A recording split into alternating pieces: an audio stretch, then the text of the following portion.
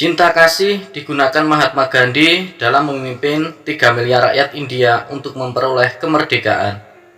Dia mencintai kaum Sudra yang menderita. Ia tidak saja menerima mereka sebagai anggota keluarga, bahkan ia rela mempertaruhkan nyawa, berjuang menghapus perbedaan kasta, dan menggugah bangsa India agar adil terhadap sesama. Gandhi menyukai anak-anak yang lugu dan ia selalu menyempatkan diri bermain bersama anak-anak padepokan. Dia juga suka menggendong bayi, mencium, bahkan memanjakan mereka seperti buah hatinya sendiri. Seusai sembahyang malam, anak-anak suka mengelilinginya. Setelah dewasa, anak-anak ini sulit menerima kenyataan bahwa orang tua yang ramah tamah ini sesungguhnya adalah bapak kemerdekaan India. Dia juga mencintai musuh dan percaya bahwa setiap orang pada dasarnya baik. Dia beranggapan bila kata-kata tidak mampu melunakkan lawan, maka setidaknya kepolosan, kerendahan hati, dan kejujuran akan membuat orang terharu. Sehingga lawan pun akan menaruh iba atas kesabaran, lalu membuang jauh pikiran-pikiran buruk dan tidak akan terjadi lagi saling membunuh. Selain tidak ingin mencelakakan musuh, Gandhi juga beranggapan lebih baik dirinya yang menderita agar kedua belah pihak yang bermusuhan saling mengasihi. Kematiannya yang sangat ironis memberitahu kita bahwa ketulusan dan kebaikan hati saja tidak akan mampu membantu sesama menjauhi tekanan, penjajahan, saling membunuh, kebencian, dan tindakan sadis. Negara yang dicintainya terpecah belah, petani yang diperhatikan tetap miskin. Api peperangan di bumi tidak pernah surut, dan kaki raksasa kemewahan menginjak si miskin yang merintih. Cinta itu memang ada. Cinta yang terbesar diperuntukkan bagi orang lain, dan yang paling sedikit untuk diri sendiri. Sosok Mahatma Gandhi ini mengingatkan kita kepada Umar bin Abdul Aziz, di mana ia juga merupakan pemimpin yang agung dengan kecerdasan spiritual tinggi. Selain sebagai khalifah, ia juga seorang ulama.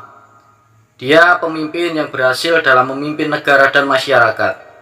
Sesudah masa Nabi Muhammad SAW dan Khulafaur Rasyidin, Islam tidak pernah dipraktikkan dalam bentuknya yang murni dan hakiki, kecuali di masa pemerintahannya. Ia berhasil mengubah status quo dalam revolusi kepemimpinan serta mengubah negara menjadi surga dunia dalam waktu yang sangat singkat. Negara tersebut telah mewujudkan kemakmuran, kerukunan, dan kedamaian lahir batin. Rahasianya terletak pada pesona kepribadiannya sebagai pembina yang sederhana dalam hal makan, berpakaian, dan berkendaraan. Untuk menunaikan ibadah haji saja, beliau kesulitan biaya. Beliau terharu ketika melihat anak beliau berhari raya dengan pakaian yang amat sederhana, di tengah-tengah anak lain yang berpakaian serba baru. Ketika meninggal, hartanya hanya 17 dinar, padahal ia keturunan bangsawan yang sangat kaya raya. 5 dinar untuk kain kafannya, 2 dinar untuk tanah perkuburannya, dan sisanya 10 dinar dibagikan kepada 11 putranya. Bila orang datang ke rumahnya di malam hari untuk membicarakan masalah pribadi, maka terlebih dahulu ia mematikan lampu yang dibiayai dengan uang negara, kemudian menyalakan lampu minyak dari kantongnya sendiri. Hal tersebut dilakukan untuk menjaga agar uang rakyat tidak terpakai untuk hal di luar kepentingan dinas yang tidak perlu.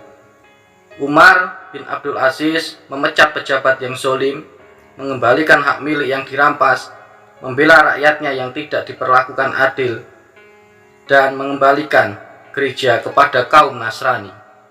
Ketika sedang membagikan apel kepada rakyatnya, tiba-tiba anaknya yang kecil mengambil apel itu, kemudian dimasukkan ke mulutnya.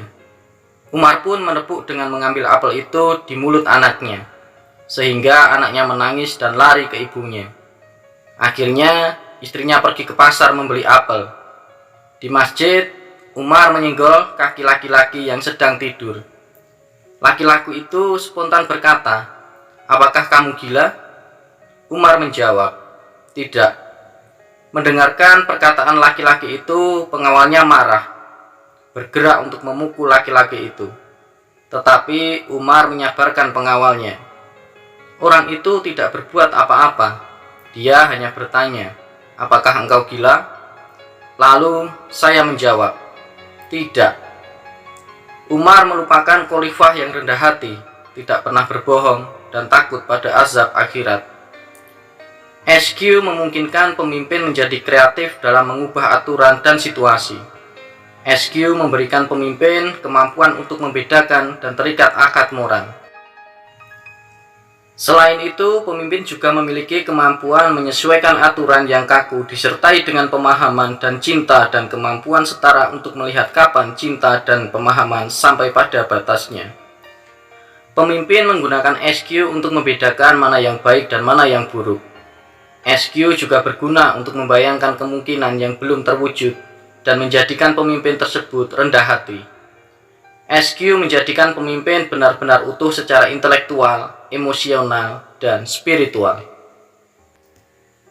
Mahatma Gandhi dan Umar bin Abdul Aziz merupakan sosok pemimpin dengan kecerdasan spiritual yang sangat tinggi.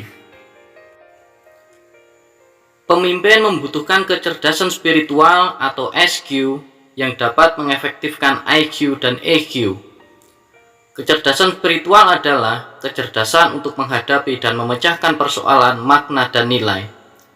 Kecerdasan spiritual juga berarti kecerdasan untuk menempatkan perilaku dan hidup seorang pemimpin dalam konteks makna yang lebih luas dan kaya.